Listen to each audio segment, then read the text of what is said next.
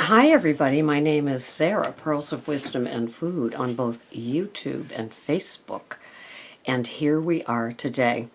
And yesterday I spent a little bit of time putting together my nutrition group, which is going to be about the dangers of sugar. You didn't know?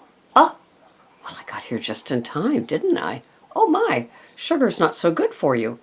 And what prompted me to do it is because it's always at the forefront of my mind, because so many of us find that we slip and slide with sugar especially, and it's hard to pull back out of it. It really does light up our brain like cocaine. It is it's just so addictive. And you don't have to have much of a taste of it to just get re-engaged. And I did that little 5-part series of the triggers and the cravings and the relapse and the visuals and things like that. And yeah, it's pretty powerful. And so this podcast that I was listening to yesterday on my walk, the doctor was talking about the sugar association and how strong they are. And he said the tactics and the marketing that they use to keep promoting sugar is not unlike the cigarette companies. And probably they're owned by the same. Well, look at Philip Morris owns the biggest chunk of the food industry, right? And we know who Philip Morris is. And so the doctor was talking about the Sugar Association awards that they give out. And they give out what is these silver anvils. You know what an anvil is? Like for when you work in that field that I'm suddenly spacing on, because of course it's 3 in the morning.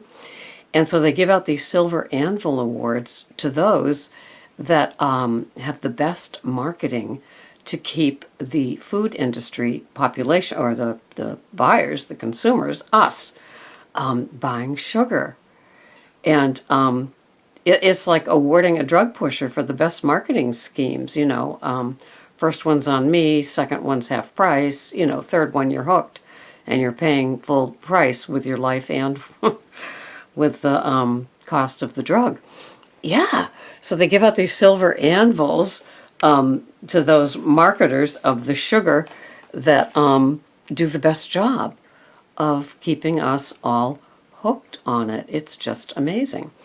And so I have this long print off of all the reasons that sugar is not good for you. And today we'll be working on that in the group. But, it's really hard to keep the sugar out of your food plan.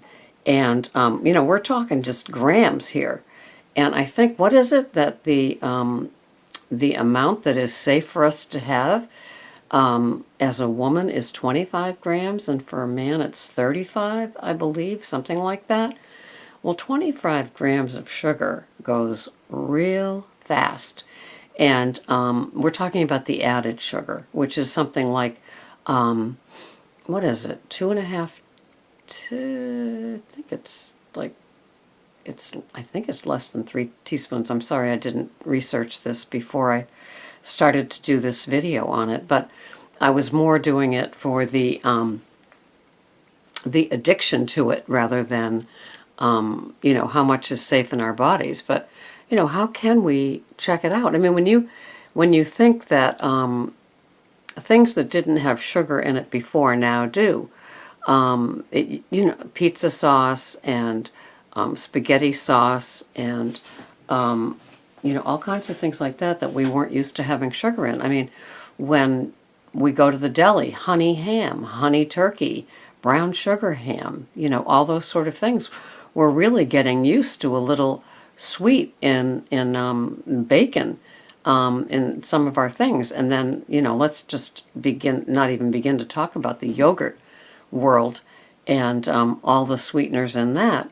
And they're just getting so tricky when you'll go to buy something, and as we know, that all marketers really in the food industry, the front of the package, it's like no sugar added, and it's like great, and you turn it over and it's got all those fake chemical sugars in it, and it's like you have to be a junior chemist to understand that, oh no, this is a new fake sugar.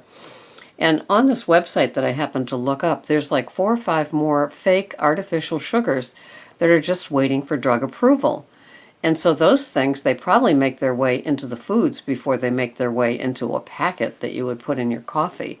You know, those things are pretty established. The yellow, the pink, and the blue packets. And I throw in the green and white Truvia one too because of all the processing that's done. You know, I buy the table sugar for my job, and I buy sugar in the raw, and I also buy stevia in the raw for those that want to have it. And it's just a safer choice because stevia comes from a bush or a tree or something like that, and it's a naturally it's derived naturally, not unlike my Xyla, which sounds like a chemical name, but it really comes from North American hardwood, and that saves me incredibly.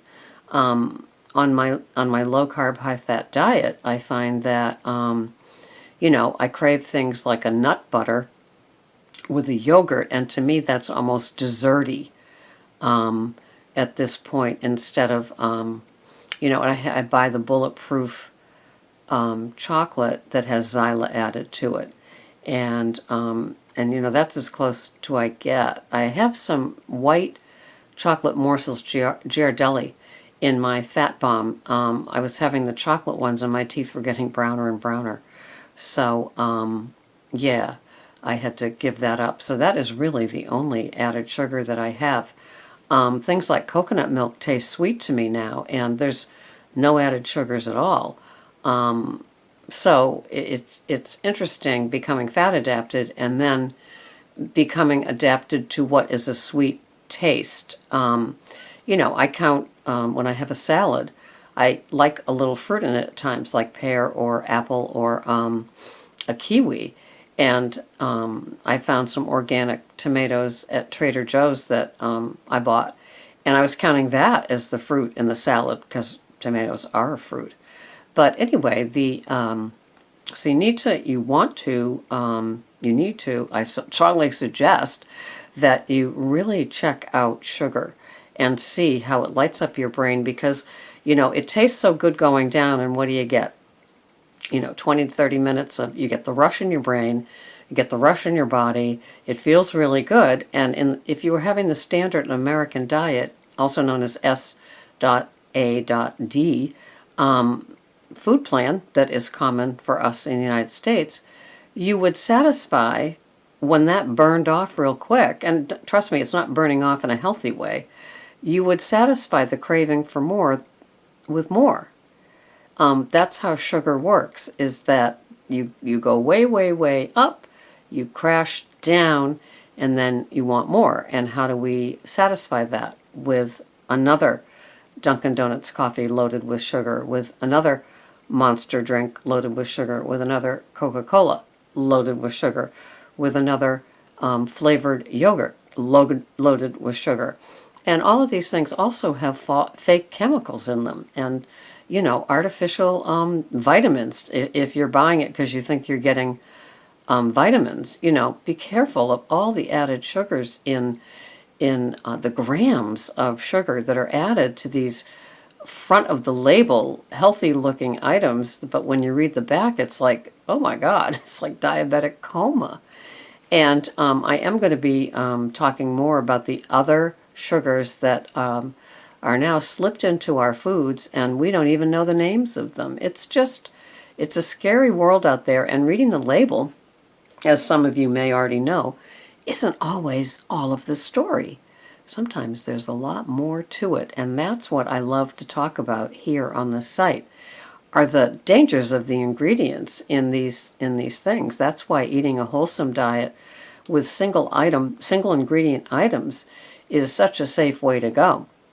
You can't mess around with an egg, but then again, you can. You want a pasture-raised, grass-fed hen to eat the grass, so then it has the egg that can be organic and grass-fed. It's not what you're eating, it's what what you're eating ate before you or was fed before you, right? What a world. What a world. Well, anyway, this has been Sarah, Pearls of Wisdom and Food. Hope you have a great day. Read the back of those boxes and bags and jars and bottles, because that's where part of the story is, and then go from there.